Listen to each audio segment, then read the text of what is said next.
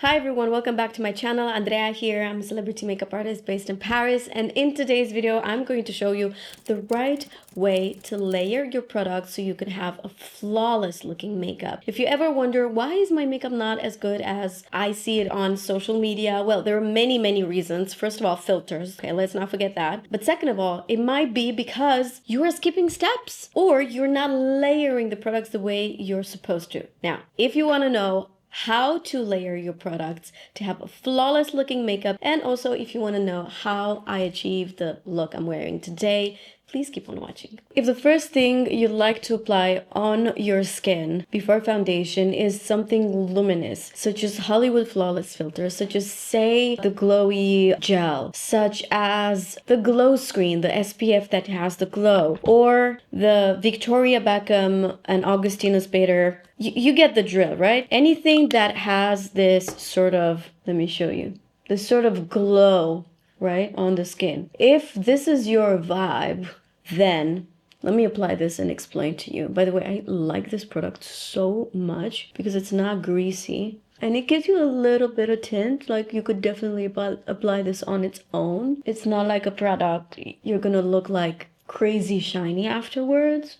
It's just perfect. It's in the shade Rose or Rosé. If after a product like this, you come with your full coverage foundation, why did you use a glowy serum or like a glowy base? Why? The power of coverage of the foundation, if it's a full coverage or a medium to full coverage foundation, it's going to literally cover all of that glow. And then you're wondering, like this didn't do anything to me. Like it didn't, I don't see the point of using this under my foundation. That's why, because these two products, a medium to full coverage foundation with a glowy base, they don't work together. They just don't. Unless you actually mix product with the full coverage foundation. That is different. You're gonna dilute the foundation a little bit, but then you're changing the whole thing. You're changing the foundation. So why would you do that? Just don't use anything that's glowy before a full coverage foundation. That's just my opinion.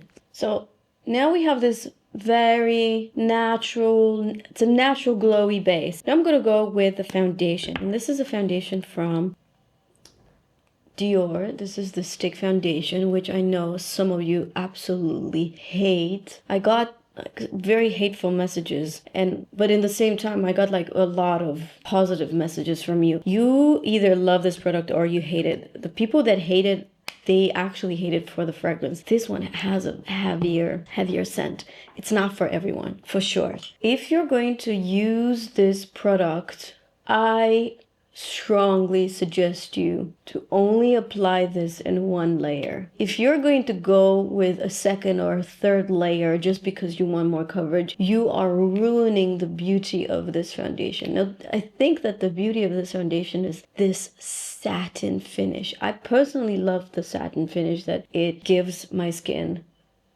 I also love how it lasts on my skin. Also, the color 2 neutral is what I have right now. I do wear self-tan, looking kind of weird as you can see on my neck. I do find that this color is just like the perfect match for my skin right now. I'm either between 1.5 neutral or 2 neutral. But I find that the colors are so suitable for my skin tone, and you want to work this foundation into the skin. Like if you're going to apply it and use a sponge, like don't use a sponge with this foundation. It's the type of foundation that you want to work it into the skin gently. You don't want to tug your skin either. Like sometimes I'm guilty of tugging my skin, like pulling, but you shouldn't do that. I'm aware that I make mistakes. Listen, you should do as I say, not as I do. What is it not to like about this foundation? Now you tell me. Yes, it will set in the, do you see there's two, here's bigger, this wrinkle. This foundation will set in the wrinkle if I don't set it with powder. And also this one is smaller. This one is bigger and this one is definitely smaller. But yes, it happens with a lot of foundations, not just with the Dior. And I'm just being honest with you about what you should expect if you're applying this. So yeah, this is the right way to apply, in my opinion, the right way to apply a glowy base with a more natural looking foundation. So if I were to apply another layer of this foundation, it would be such a waste of the glowy product that I've applied underneath, right? Like it would just take away all of that beauty. I don't want that. Okay. Next, I'm going to use a product that I don't use very often, and that is a corrector, an eye brightener, whatever you want to call it. If your under eyes are very dark, typically for, I would say, Middle Eastern or Indian skin, people who have dark under eyes, they need to correct and then conceal. So they need to use a product to correct the color and then conceal with a concealer. When you use these products, this is very niche, right? I know that not a lot of you would use a corrector and then a concealer, but I know that there are people who need that corrector. If a regular concealer does not cover your under eyes or it makes your under eyes look kind of grayish, you need a corrector first. Now, I've met makeup artists in my life that I heard them saying, I don't understand the point of correctors. Like, if you use a high coverage concealer, you don't need a corrector. Girl, you did not do makeup for an Indian. Like, they do need correctors. Like, if you're Indian, you have probably very dark under eyes. You need a corrector. I mean, check out Deepika. I mean, why do you think Tinted, the brand Tinted, came out with that red corrector? There's a reason. There's a market for that. There are people that actually need that red corrector. However, if you are my colors, you need a corrector that is more salmony. I don't know how much you are able to tell, but this is, do you see the color? This is something that is it has that salmony color. It's not all the way peach, it's not all the way orange, it's not all the way pink, it's somewhere in between orange and pink. So if you're going to apply this corrector first, which I strongly advise you to if you have, like I've mentioned, very dark under eyes, you're going to apply this first. This is the right order. You're going to blend this exactly where you need it. There's no point of you applying this all over the cheek or, just where you need it. For me, it would be on the inner corner of my eye. You see how it just like, poof, gone. And if you really want this to work, you're going to apply a very thin layer of powder on top of this. And I'm going to take a baked powder. So baked powders, originally they were cream, but they were put in special ovens until they become dry. I'm going to take a little bit of this baked powder. This is from Kosas. I've used this the other day and I loved it. I'm going to use it very, very lightly. You shouldn't be able to see this powder. This powder is just to create a layer between the corrector and the concealer. Okay, because now we're going to move on with concealer. And I'm going to use, I know they look exactly the same, but trust me, there are two different products. So one is the Reveal, I think it's called Reveal Bright Eye, Revealer Extra Bright, and the other one it's called just Revealer, like just concealer. So next I'm going to use the shade 2.3 Neutral from Kosas. I've applied it on the back of my hand. I load the brush with the product and now I apply my concealer. Now, you don't see me often applying the corrector because I don't think I actually need it all the time. You cannot tell, but I'm actually very sick with fever and coughing and like all the jam. Ever since my son started kindergarten, we're all sick from him, as expected. Anyway, back to the concealer. So I don't usually go for the corrector, but I feel like today I really needed it, and also I wanted it to show you how this product really works. Sometimes I skip the layer of powder myself. I'm gonna be honest. When I do makeup for myself, I skip the layer because, listen, nobody's perfect. If I would do a client's makeup, I would never skip steps. The blush, if you're going to use a cream blush or bronzer or both, you're going to first apply all your creams, okay? You're going to apply your foundation, concealer, cream bronzer, cream blush. And after you're done with your creams, you move on with the powders. Let me apply this product. I've been obsessing over this. It's so beautiful. So beautiful, this Rare Beauty. And I'm gonna take it with this brush. This is from an old set that I got at Ulta with It Cosmetics. So I've just loaded my brush with the Rare Beauty contour. Now I just apply it on the skin.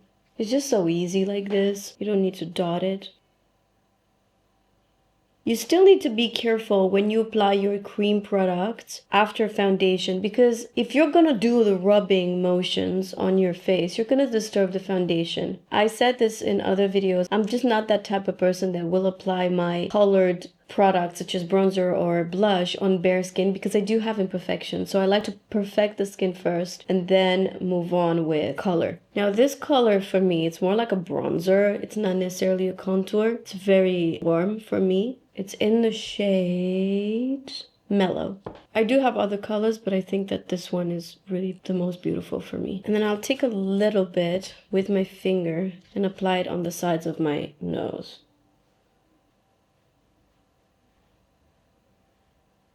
Now I'm going to apply another cream product. Well, this is a gel. It's from Milk, and I really love this particular color. This is in Spritz. And I'm going to apply this directly on the face, because this product also feels so nice.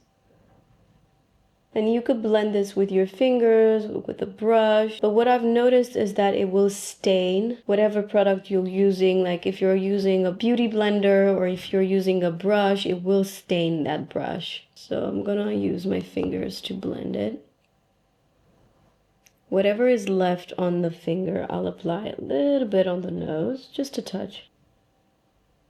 Now you have to ask yourself, am I done with all my cream products? If you are, then it's time to set with powder. And the other day I was using this powder from Kosas. This is the Cloud Set in shade Candy, and I loved it. I loved how my makeup lasted also. So I'm gonna use this one again to see if it was just that one time that I liked it or I really like it. So I'm gonna take this with a brush and lightly press it wherever the shine is a little crazy.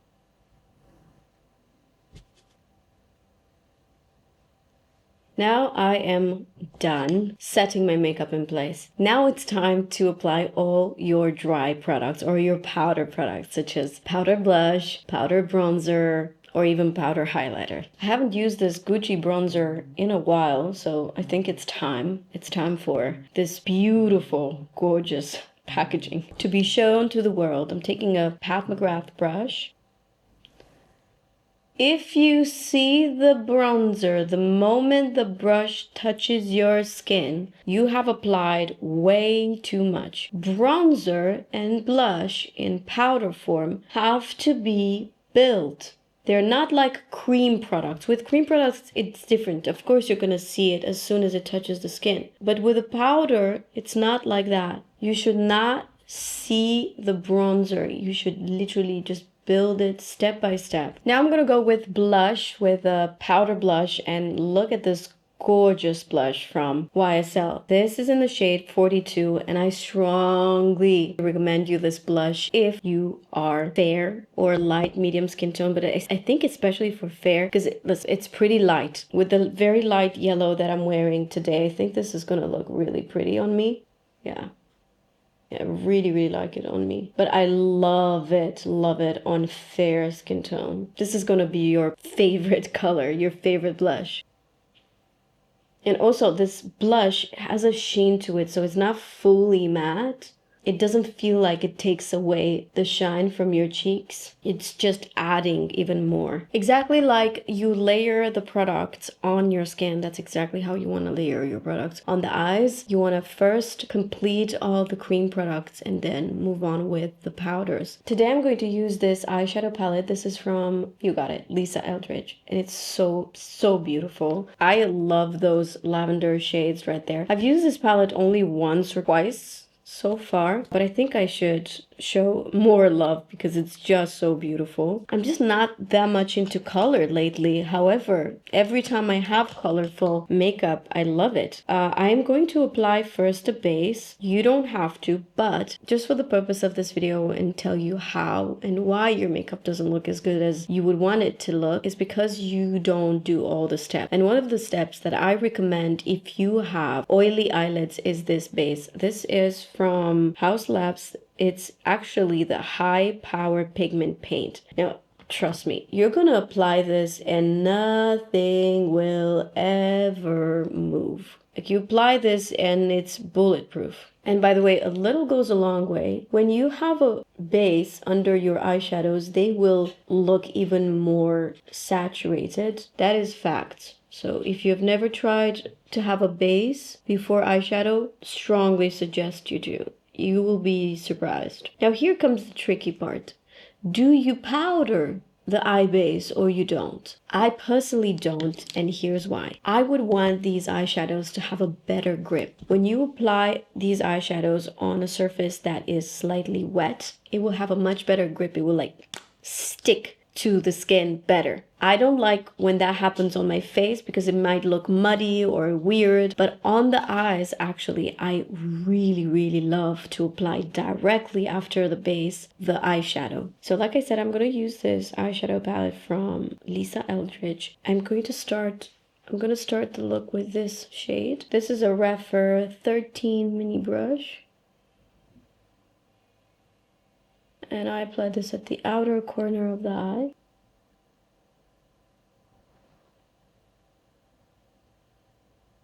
In sort of a V shape. Then I take a regular 13 brush. So this is the difference. This is the mini, this is the regular. So the regular is slightly bigger, and I'm going to take this golden shade here. I will apply this in the crease, like above where I've applied the first shade. Then I took a clean brush and I just make sure that everything is nicely blended. This is a 15 brush from Rephr. And I'm going to take this eyeshadow with Rephr 02 brush. I think this is so beautiful. This eyeshadow on its own, it's gorgeous. And I added a touch of this. This is definitely a lot stronger and a bit darker. Such a beautiful color. And I'll do the exact same thing on the lower lashes, right at the base. I'm gonna go back to this shade, but this time with a tiny brush. This is a 03 brush from Rephr, and I'm gonna get it right at the base of the lashes.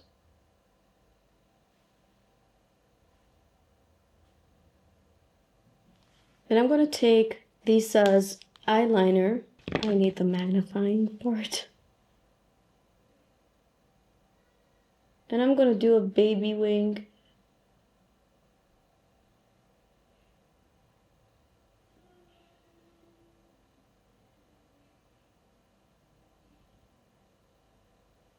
You know those days when you're like, just a little bit longer eyeliner, and all of a sudden you're all the way to your temples? That is me today. This is the cloud. What happened there? I don't know what happened. I think my eyes were sensitive and then I blinked and let it dry, and then I'll figure out. But we're gonna apply mascara now. I haven't even applied mascara on the other eye, it's just the eyeliner. Unfortunately, there's no other way to remove this. It's not like mascara. This is the eyeliner that, I don't know, it got in my eye something. There's no other way other than using a Q-tip with some makeup remover, micellar water, and literally removing the stain. It's so annoying when this happens. It rarely happens to me with clients, but when it does, and sometimes it might happen because, you know, the client is like crying, or you don't know. And basically you need to cover that again. So I'm going to take again concealer, but with a tiny brush, and Rephr. So I'm going to take the Rephr 03, take my concealer, Rephr, but it's not gonna, you know, it's not the same. Let's see if I can fix this. Of course I can. I'm so funny, right? Okay, I fixed it. Now let's apply mascara on the lower lashes, because this look requires the mascara on the lower lashes. Okay. Since we're doing basically a full look, I'm going to show you how I do the lips. Okay, I'm so particular the way I like my lips to be contoured. There is a routine, literally, that I have for my lips, and I know that it can be a little extra for most people, but it's not for me. Like when I do my makeup, I either go big or go home. Like there's no in between most of the times, and because it's a full glam situation, I want to do the lips properly. Now, I cannot explain the idea that I'm trying to achieve, but basically I want a pink base with a beigey nude color on top. So this is exactly what I'm going to do. First, I will apply my pink base, which is this pink lip liner from Glossier. And because this is more waxy, I kind of like to apply this all over the lips. I also adore this color. This is in the shade Hold.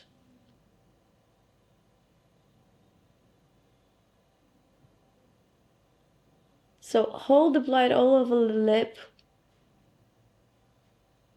And then I take this lipstick from Charlotte Tilbury. This is one of my all-time favorites, nude lipstick. I rarely use this on its own. I usually apply it on top of something. This is in Penelope Pink. Great, great color.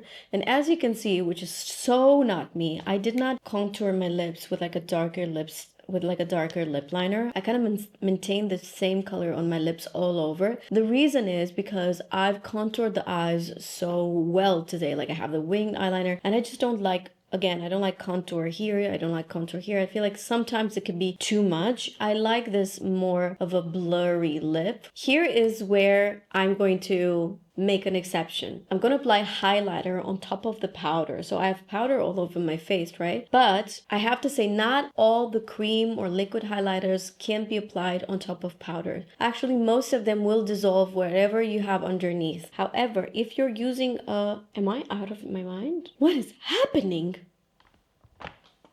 It was right here. Oh, you know, when it's right in front of you. This is the type of product that you can apply on top of your makeup, on top of powder. It matters a lot how you're going to apply it the best way. I'm going to show you in a second. But the reason why I love this is because it's not going to, again, this is not going to dissolve your product. And the great thing about this product is that you can apply it before or after your foundation. Unfortunately, I have a little bit of problem with the applicator. I have this product on the back of my hand. I'm going to use it with a sponge. The best way to apply this is with a sponge because it's very gentle. It's not going to disturb the product underneath. So, look at this.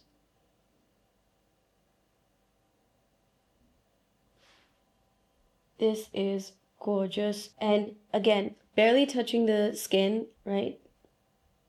You don't want to go too much in this area around the nose. Usually that's where we have large pores. If you don't have large pores, you could go ahead and apply a little bit more in the center. That does not work for my skin, for my face structure. And I'm done. Now it's time to spray everything. I'm done. Time to set everything in place with whatever setting mist you prefer. Right now, I love the Easy Bake setting spray from Huda Beauty. This is the travel version.